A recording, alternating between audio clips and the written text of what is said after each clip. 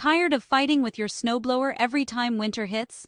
Ever pulled that starter rope again and again, only to hear nothing but silence? Welcome to WholeToolBox.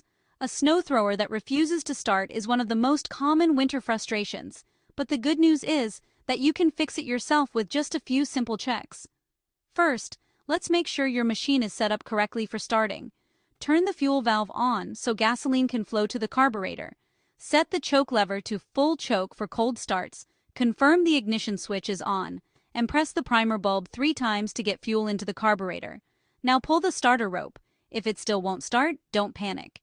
Check the fuel tank. If it's empty, refill it with fresh gas. Old or stale fuel often prevents ignition. If you have fuel and it still won't start, the problem may lie in the spark plug or carburetor. Remove the spark plug with a wrench and check the tip.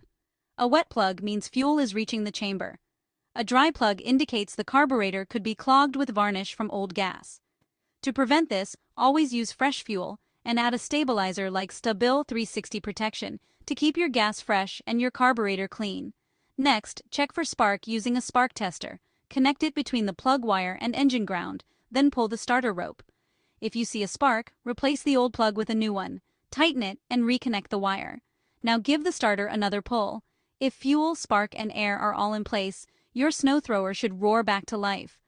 Visit WholeToolBox.com to find top-quality essential parts for your snowblower from trusted brands. Don't forget to follow us on social media. Thanks for watching.